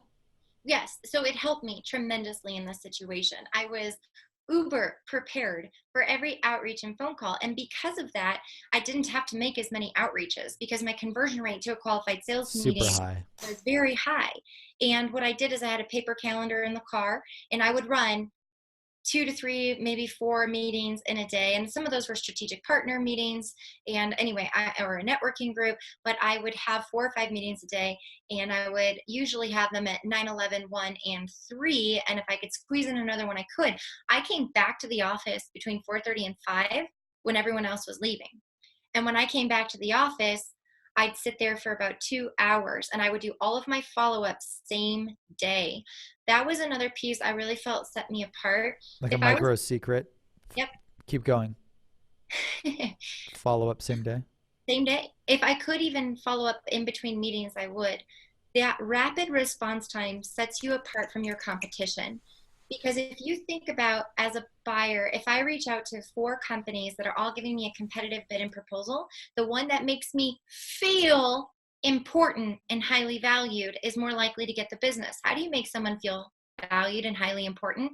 You value their time and you get back to them quickly and you don't waste their time and you're knowledgeable and you provide great follow up to them. So for me, if I could do it in between meetings, I would, but no later than at the end of the day, every follow up and outstanding task and to do was off my to do list. And I You tricky little thing. That's so smart.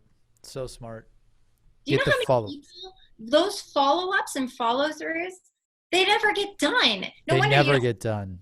I was in 12 meetings yesterday, and 6 of them I didn't get the follow up out the door. And I was always like you, like Mhm. same day, literally 5 minutes after the meeting, I'd have it fully customized, all my task follow ups. I'm now struggling with like 18 meetings a day on all different contexts, from product development to sales to marketing to customer success to investors. So I got to Mhm. come up with a better organizational structure, like you had mentioned. Getting there. But yeah, so same day, no matter what, same day micro secret, get that shit out the door, no Yep. matter what. Yep. And I heard consistently from nearly every single prospect how impressed they were every time with how quickly I responded to them. And you know what? The numbers aligned and I sold a lot of revenue.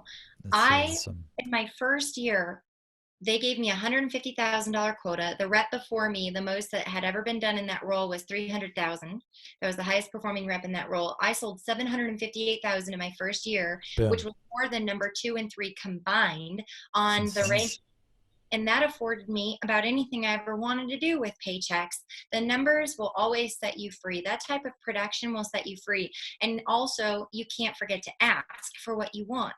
So even though paychecks at that point was reaching 2 billion in revenue, and we had had a change in leadership at the VP of sales level, it didn't scare me. I wanted to take on more. I wanted to do more for the company and progress as an individual. I started to grow a heart for training others. So these numbers, no one, they were record. Record numbers, like never been done before Not ever. even like, oh, the last rep did 300 and she did 350. I mean, I was more than 2x of the former producer's highest. And this was, again, so just so I could break this down to fully understand it, like what what were the main drivers of that? So was the wake up early, work harder, work longer, work better than anyone, stay highly organized, do highly value driven personalized prospecting, which you talked about, to the C suite, follow up instantly. Don't waste time following up. Don't waste time ever.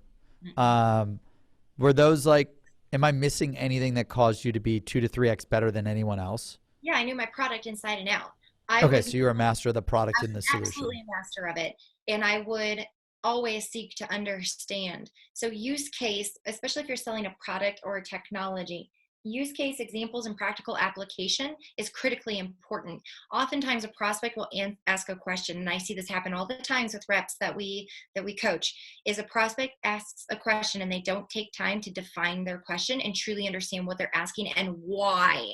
So they're quick to answer whether the product or service can do it or not, but they don't provide a context of why it needs to do that. So oftentimes, Paychex had some system limitations, and the competition was very good at planting landmines for us of what we couldn't do.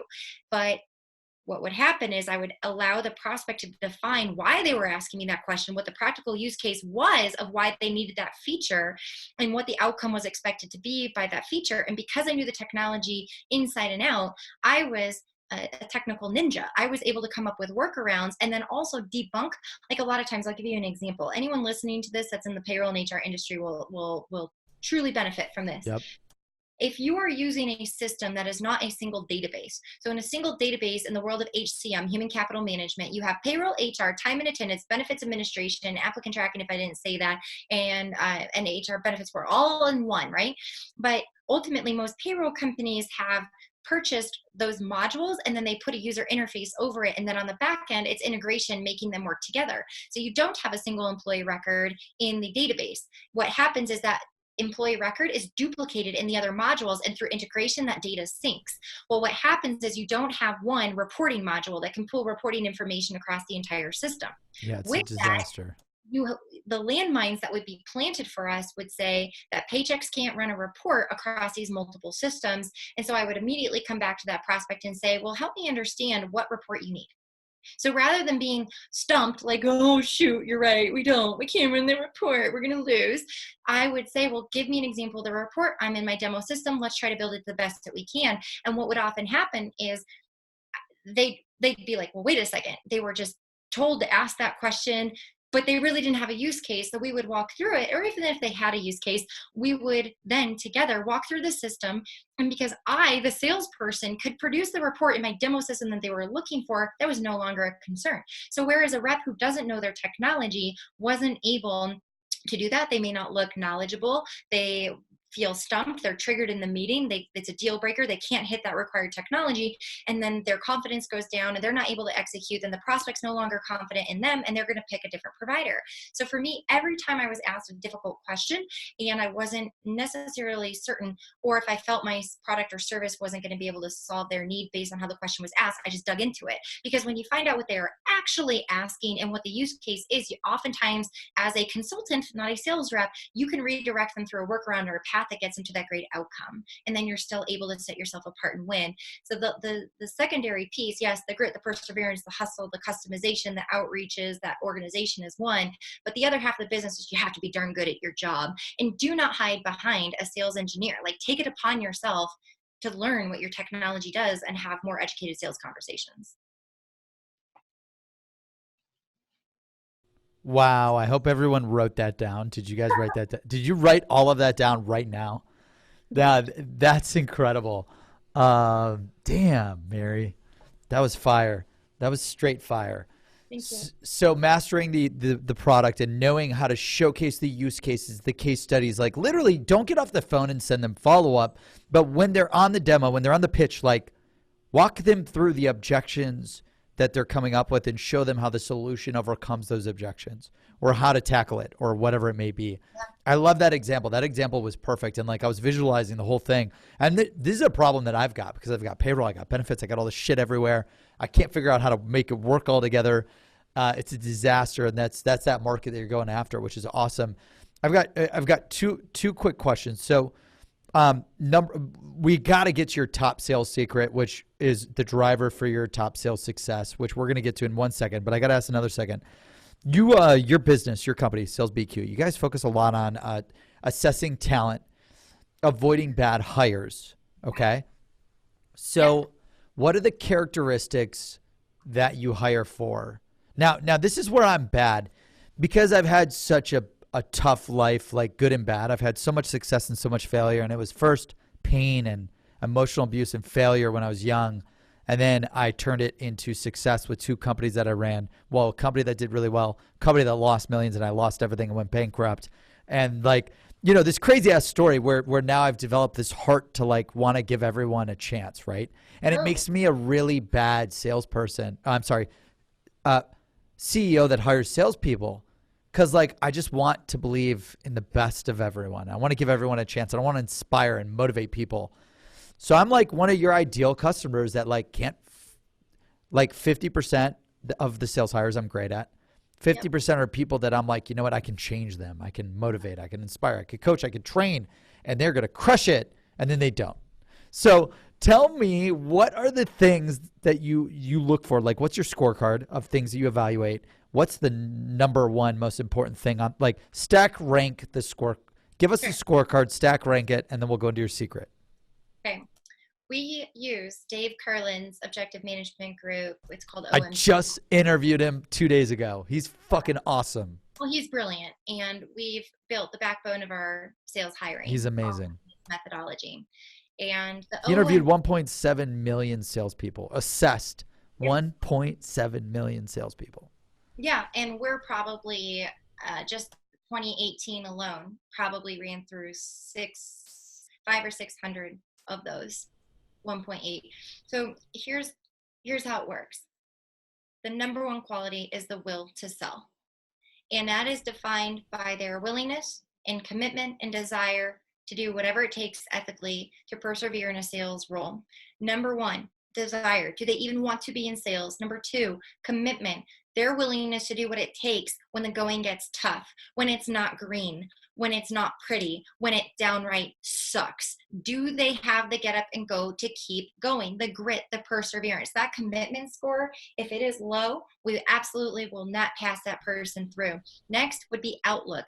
Outlook is their attitude. You and I both know, we've already talked about it. The stories that we tell ourselves in our head dictate what happens throughout our day. And when someone has a poor outlook, they could be a great top performer. But if they have a poor outlook, it is going to hinder their success. And we don't want people that have a poor outlook. We look at their responsibility score, their ability to own it, meaning when things don't go right, do they look inward or outward? We have to have those inward people that will look at how they can control the situation and what they could improve on and do differently, and not blame the market and the competition and everybody else for not doing things right. And then we look at that, how they're motivated, right? So it's critically important to know if they're extrinsically, intrinsically motivated, or altruistic. If they're altruistic, it's hands of service. They should not be in a sales role. If they're extrinsically motivated, they're money driven, they're okay in a sales role. But the number one motivation of a top performer is intrinsic motivation, which is they care about the recognition, the competition. Those make the top performers. Most people believe that that extrinsic motivation creates a top performer. That's not how it is. In fact, I don't know the exact statistic. Dave can tell you. I believe it's in the 80th percentile. Top salespeople are intrinsically motivated. And so we look for that. The accumulation of that score is their will to sell score. If they do not have a will to sell score that's ranking in the green, we will not pass them through the interview process. Now, the rest of the evaluation looks at their sales DNA and their selling competencies. And let me explain. The beauty of the OMG and how we custom configure it on the back end for our clients is that every sales role is different. Not all salespeople are created equal. Because they were successful with another employer, with a company that sells something similar to what you have, they may or may not be successful in your environment. And let's break that down. If they're coming from a big company, they may not be able to work in a smaller organization. Yeah, let's use us. So we sell the world's best sales leads. It's $97 a month, $100 a month per user, unlimited sales leads. It's just like selling Salesforce.com, but instead of a CRM, sales leads. We've got an AI engine that finds everyone you need to sell to with their perfect emails, cell phones, and insights. Coming from Paychex, where you get like 5 accounts, multi-million-dollar deals, that's a totally different sales process, sales approach, salesperson in a way, like maybe not salesperson, but just approach, style, output, whatever you call it, compared to high transactional selling. Oh, it's wildly different. And that's not transferable. You have to custom build the back end. So we screen. The OMGs are different for every client and every role that we're recruiting for, because no two salespeople from different roles, they're not created equal. Just because they flourish in one environment, it is not transferable. So we custom build that to be able to screen for people that can be successful in your environment. Then here's my favorite of the selling competencies, the hunter score as it relates to account manager and a farmer score. So those 3 scores together will tell me, let me ask you this question. Have you ever hired someone that had an expectation that they would do doing prospecting, yet no matter how many times you were on their case to do prospecting, they just wouldn't do the prospecting? All the time. Because they have a low hunter score. They should have never been hired. Wouldn't it be beneficial if you knew, if you were trying to staff somebody in a high hunting role, that they would have a hunter score of 95% or more? When we have SDRs or BDRs or that outbound prospector, I will not put someone in that role that does not have 95% more on a hunter. Additionally, I look at the combination to their sales process score and their ability to use a CRM, because are they rejection proof? That's one of those sales DNA scores. I have to know that they've got the bounce back and that they can be relentless in that type of activity. If I don't have that combination, I can't put them in an outbound sales role, especially in a lead gen top of funnel role. And so the OMG, the number one hack for us placing people is that. Then we follow the STAR process, which is sales talent acquisition routine. And this is when we train companies on how to follow the STAR recruiting process, it's a $10,000 program. And it can be a 2-3 day program when we come on site and we teach the entire company, whoever's involved in the recruiting process, how to recruit salespeople profitably. That's a session that we do, but we have a recruiting engine at Sales BQ. So we've got 3 recruiters on our team, so we can skip that $10,000 step and we do it all for our company, for our clients. But what's critically important is that we make them show us that they can sell. One of the biggest mistakes of a CEO like you and me is we find ourselves in the interview selling them on our company and they're not selling us. And what we're able to do through our 4-step process is, one, we resume screen. So we screen them on the resume. So we look for that appropriate aligned background, history, size company, transactional or relational sale. What kind of quota are they carrying? We will only interview people that have. And by the way, so like if I'm a transactional sale, should I only be probably hiring people that are transactional sale, or like? Oh, yeah. Okay, cool. And again, like I'm terrible at this. So 100%. When I say terrible, like my 30 people now on the team are badass, but we went through 60 to get to the 30. Right. Mm-hmm. So we're making the mistakes that you talk about, how you coach your clients to fix that stuff, because like I'm a transactional sales company, yet I'm also hiring people that do, high relationship enterprise sales. Like you're saying that's dumb. And I appreciate that. Like I'm going to stop doing that so I can stop making mistakes. You were about to say a bunch of other things. What else? Perfect. So you're correct. After we do the resume screen to make sure we have alignment in the types of careers that they've had, then we will have them do the OMG. We will not interview anyone. Oh yeah, and for the audience, what's an OMG? Because they don't know. You and I know. Yeah, the Objective Management Group. And it's like, is it a questionnaire? Is it like a video interview? What is it? An online evaluation, takes about 45 minutes to complete, and it finds out their approach to sales entirely through and through. Yep. So cool. Yep. So cool. So they have to go through this assessment. And I think Dave told me, because I interviewed him a day ago. By the way, Dave posted on LinkedIn a day ago that in the 33 years, our interview was the best interview he ever had. I was pretty humbled. I was like really humbled, like, because that was the first time I ever met him. And he publicly posted on LinkedIn that, and I was like, damn, man, I really appreciate that. Because I don't know what I'm doing, like you.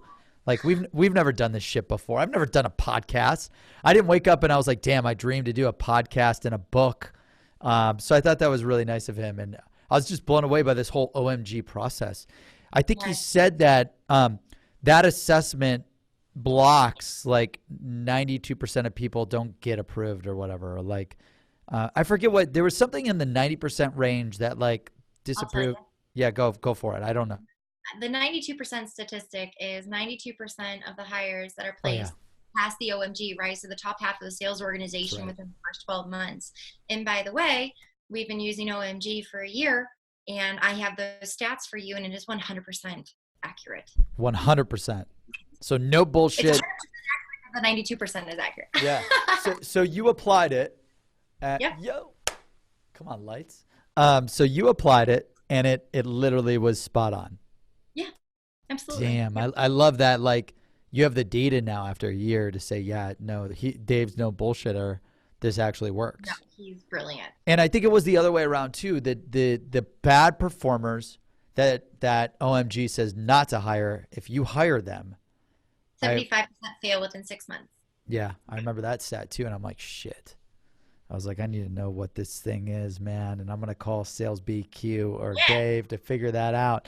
No, that's amazing. So, and you went over it's that beginning. He said I think there's 6 buckets. You said that first bucket, the grit bucket or whatever, is one of the most important to hire. Will to sell. Will to sell. That's right. Will to sell. Awesome. And then when it comes to your sales secret, because we're winding down, and I love this, and typically I don't cut these off if it's good, we just roll. Sales secrets. We're finally here. We went on a hell of a journey. Mary Grothe, man. Oh my gosh. I had no idea like we'd get so deep. Like you 3x'd like anyone's performance at Paychex. You went from fucking devastation, real tough life with family, with never being accepted, to being poor, to fighting through and grinding through all of that. Low end paying jobs, random ass jobs for 4 years, to getting a college degree in a weekend, to doing something that's never been hired before at Paychex, like literally like working at Paychex as an admin. And you're like, I'm going to go into the mid-market team. And they're like, yo, we've got 9,500 employees. No one's ever done that. Good luck. But I'll support you if you can figure out how to do it. Come back with the plan. You make it happen. You 3x, 5x anyone's results, which is insane. Sales secrets from the top 1%, where the world's best sales experts share their secrets to sales success. Mary, what? Hold on. Sorry, my computer's freaking out because I just nailed a bunch of buttons. Mary, what is your top sales secret? Out of everything you've learned, out of everything we've talked about, out of all your experiences, good and bad, what is your top sales secret? Number 1, top sales secret. Please make sales a conversation. I will tell you the number 1 area that we work with reps is they go from a human being to a human doing when they start doing sales. You don't do sales. I watch them believe that they have to execute in a certain way. They have to say a certain thing. They have to perform at a certain level, and they're all of a sudden not themselves. If you just have a conversation, that's all that sales is. Speak your prospects' language, speak in their words, know what's important to them, solve their pains and problems, understand their day in the life. Don't push on them your amazing sales pitch and presentation. Become one with them in the conversation and solve their pains and problems. Sales is a conversation. People get so hung up on trying to perform and execute and say the right thing and do the right thing. Granted, those things are important, but people don't want to be sold to. They want somebody who's going to help them. So figure out what they need help with. And the second you have alignment, make it a conversation and serve them. Be a consultant, guide them, be technical ninja, know your product and service inside and out, be diligent, follow a process, use winning, proven methodologies and techniques as you sell, but that is secondary. Be a human being to these people, and sales is a conversation. Shit. That was the best rant on The Secret I think I've had yet, man. That was awesome. So sales is a conversation. Treat them like a human being. Learn, execute that discovery that you talked about throughout the past 2 hours that we've been talking. Go, try to care and understand like who they are, what their company is all about. Like, it sounds like you have to do the discovery and the research on the contact, discovery and the research on the company. Start doing the discovery one-to-one, not just data that you see out in the marketplace. Really uncover the pain, the problems, the goals, the dreams, the responsibilities, the KPIs, and then figure out how you can help. Like, a big thing that you talk a lot about throughout this is like actually giving a damn about these people, giving a damn, caring, like know your shit about the product. That's basic. That's like to show up to dinner. You better know that or else you're bad at sales. Like, putting that aside, figuring out how your solution can add that value and connect to everything that you learned in the research on the contact of the company, the prospect, the everything that they told you throughout the discovery, tie it together and then have a conversation about it. Is that the best summation? What did I miss anything else there? Yeah, that's absolutely it. And put one big bow around it. Nothing will ever replace doing the work.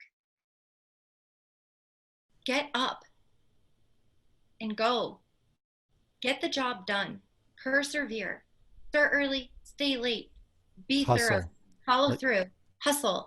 Even if you are a great conversationalist in sales and you build great rapport and you have a great closing ratio and you do all of those things, if you want to be a quota crusher, you have to couple that with getting up and doing the work. Sales is not a 40-hour-a-week job. Unless you're paid hourly as a lead gen person, you're working your way up. Don't argue with me there. I can't believe salespeople take off like 2 days a week. Like, I work 7 days a week, and I know that my income will dramatically increase because of it, and so will anyone else that follows me. You just have more time. Yeah. Do the work. You do the work. Oh, man. And I mean, like, if you need any tips on this sales secret, listen to the past 2 hours because we went through all of these like in detail. And I guess like, okay, so conversation, but the secret again is conversations matter. Start the conversation with your prospects. Mm-hmm. Fine, I'll do it because this is how the show works. What's the best place to start to make sure that we nail having conversations with our prospects? Doing the research. You have to profile them before you reach out. And that does not mean analysis paralysis where you sit there for 5 hours trying to look up information. You need to find a quick and easy tool to use. You might know of one where you can access that information quickly and keep it under 6 minutes. We coach our reps that you have 6 minutes to profile. I love that. And I bet with your technology, you can probably do it quicker than that. But you've got to find out what matters most to that person. And the way you do the equation is you're going to look at the person, their title, the company, the industry, and the size, how long they've been with that company, their previous employers, because you can learn a lot about them in the past. Read their LinkedIn bio, find out in their summary what's important to them, what their top skills are, their expertise. Read who has recommended them on LinkedIn, read some of those stories, look at who they've recommended, read about them. You can find out a lot about a person on this profile. So and much. then you have to use your spidey sense to put it all together to figure out, based on this person's profile, like their life profile, what do I think is the most important, pressing, urgent item for them based on all of this? And then how am I going to custom tailor my message to reach out to them? So every one of your buyers at your companies that you're soliciting or selling to, they buy differently. And so the quicker that you can figure out what's going to be important to them, that's that WIIFM, what's in it for me, the radio station playing in their head. You've got to dial in on that and figure it out. And that should be the only thing that you speak to until they push you a different direction. So when you do that custom reach out, if I look at profiling a company, I have 4 key contacts. Maybe I have a CFO, a VP of finance, and Is that another rule? Like a secret? Yeah. Try to find a minimum of 4. Try to do a minimum of 6 minutes. Like, don't overdo it. Keep going. Find what you need to find on these people, and then that custom message outreach should follow this flow. Opening statement that is not about you, it's about them. It captures the attention. Hey, I just read about your acquisition of ABC company, or I just looked at your growth insights and I see consistently you're doing 30% year over year in your operations department, or I noticed something about them that is true, cold hard fact that they can't disagree with, and it's going to show that it's about them.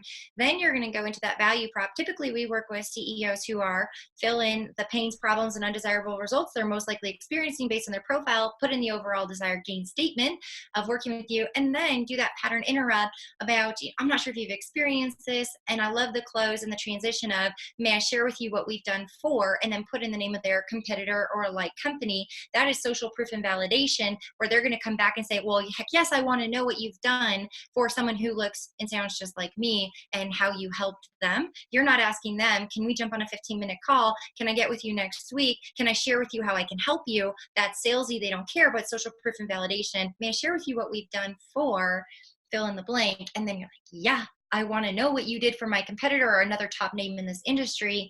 And that has a lot of clout. But that outreach, that's what's going to get a conversation. If I had a mic right now, mic drop, dude. Mic drop.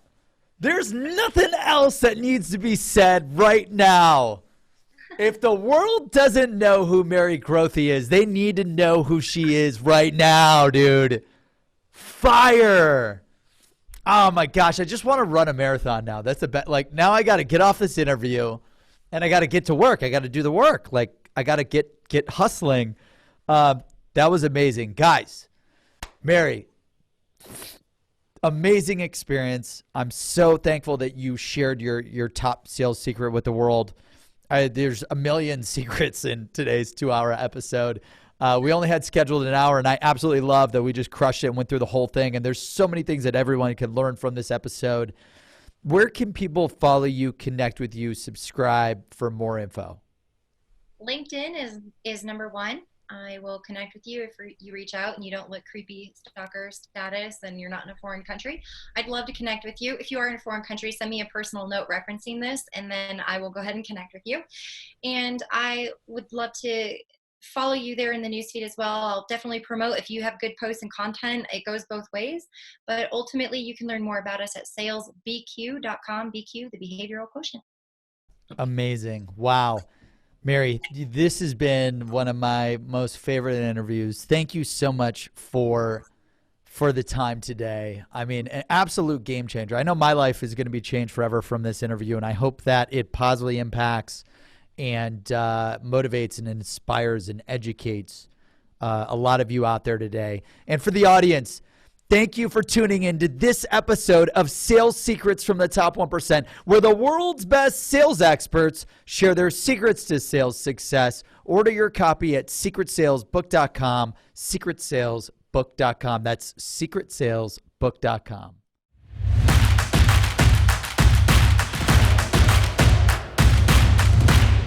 Thank you for tuning into this episode of Sales Secrets from the Top 1%. We release new episodes every Monday and Thursday, so make sure you subscribe on Apple Podcasts, Spotify, and YouTube to never miss an episode.